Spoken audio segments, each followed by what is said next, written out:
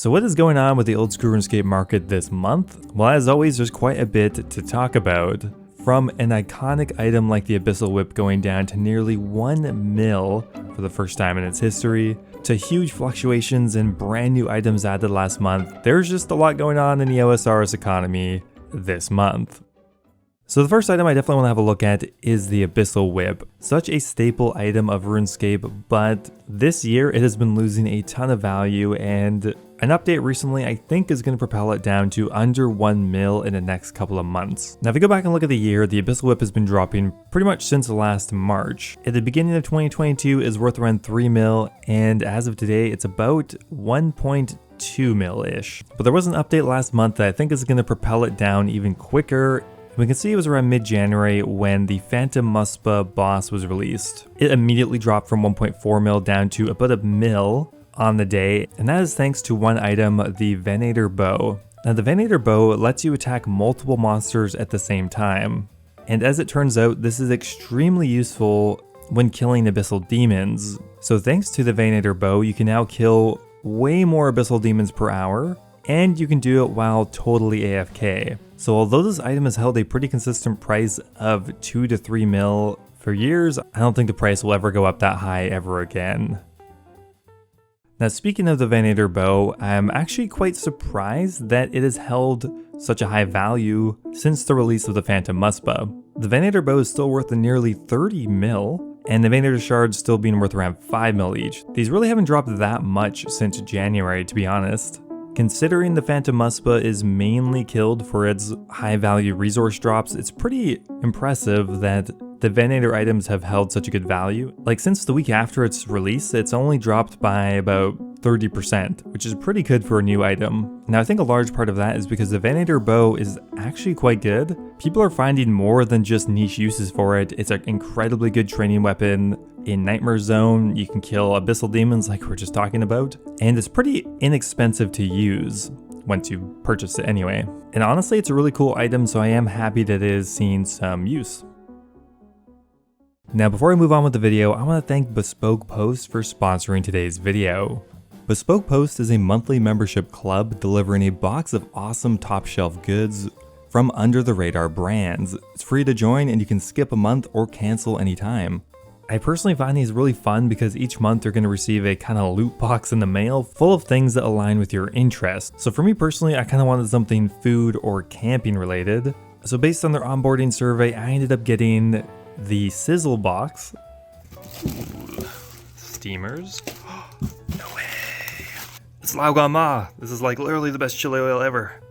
Which came with a brand new wok, bamboo steamers, and sesame and chili oil. They also sent me the Retreat box, which came with a snazzy new hammock and a camping blanket. Bespoke mostly features under the radar brands, which means 90% of the products that they send are from small brands, many of which are based right here in the US. Each box of awesome is going to contain around $70 worth of goods inside, but will only cost you a fraction of the value. One thing I really like about Bespoke Post is that you can actually preview the box in advance, so if you're not really interested in this month's box, you can always swap it for some new things, or simply just skip the month entirely, so you're never going to end up with something that you don't want. So I would definitely recommend trying out Bespoke Post. They're even right now offering a discount to my viewers, which will get you 20% off your first box of awesome. You just simply have to click the link in my description and enter the code FLIPPING20 or go to bespokepost.com/flipping20.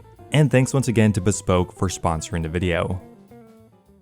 Now, something that I missed last month was a pretty significant change to the Abyssal Dagger. Now, looking at the Abyssal Dagger, we can see that back in January, the price more than doubled completely out of nowhere. January 15th, it's worth 1.8 mil, and just a week and a half later, it's gone up to 4 mil, which is a massive increase, but it is starting to taper off pretty quickly now. Now what actually happened is there is a proposed change to the Abyssal Dagger to make the special attack a little bit stronger. I believe they're going to be reducing the spec energy requirement of the dagger, making it definitely more useful than it was before, but it's unclear whether or not it will still be a viable spec weapon. Most people agree that it's still not going to be better than the Dragon Dagger, so what kind of defeats the whole purpose. But with that said, it's still 1 mil higher than before the proposed update, so I guess we'll have to see. Now, an interesting trend I've noticed recently is in the rune market. Runes have been trending downwards for a while, and it started with blood runes, and then it hit nature runes, and now it's finally hitting the cosmic rune. Now runes have been trending downwards ever since Guardians of the Rift back in March, but until recently, cosmic runes really haven't been affected by this decline. That's because most people weren't crafting cosmic runes for money. But something that actually happened very recently back in January is nature runes and cosmic runes hit a very similar price. Mid-January, they were worth pretty much the exact same, and when you think about it, that means double nature runes and double cosmic runes were producing the same amount of money per hour. But crafting double cosmic runes is so much more accessible. You can start doing it at like level 59 rune crafting or something. So as soon as that happened, so many people switched over to crafting cosmic runes, and they've started to crash even more as well. They're now down to around 90 GP. But I do expect them to continue to trend downwards if they're producing even similar results to double nature runes. Now, just about a week ago, we got a little bit more information about the forestry update, and some people have asked me questions on how they think this will affect the market going forward, what items will be affected. Now, interestingly, unlike a lot of other updates, Jagex has specifically named quite a few items that are going to be used in forestry. Stuff like limestone, cooked meat, ultra compost, balls of wool, gold bars, stuff like that. So you'd think this would have a major effect on those markets, but in my opinion, it really hasn't. The only one that I think kind of has been affected a bit is limestone. There's been some big spikes when the information was released, but beyond that, it hasn't really changed that much. Sure, limestone may have gone up a little bit. It's kind of hard to tell with this big outlier, but nothing too drastic. And I think that mainly comes down to the fact that most of these items are pretty in-demand resource items. I mean, cooked meat, sure, not that many people trade it, but it's not an uncommon item by any means. Ultra compost, super common. So maybe once we know a little bit more about how much demand this will cause for each individual market, things might start to go up more, but for now, not a ton of movement in forestry-related items.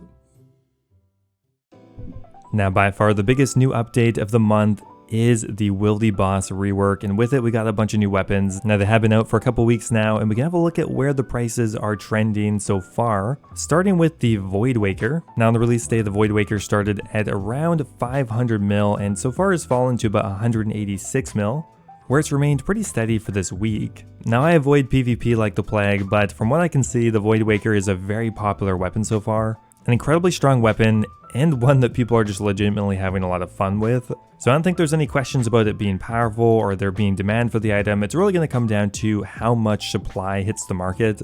The item is rare, of course, but how many people are going to continue to farm the boss even after the first initial rush of popularity? I think the item is definitely worth 200 mil or even more, but if enough people farm the boss, the price will go down regardless of how strong the item is. But for now, it's hovering around the 200 mil mark.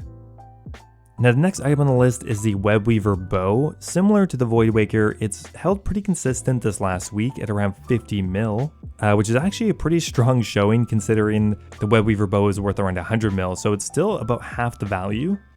Now something I'm actually more interested in is the crossbow. So although you need a crossbow to make the Webweaver Bow, in the exact same update, they also made the crossbow a lot more common from Revenants. Now looking at the last month, it seems pretty apparent that the price really hasn't been affected that much yet.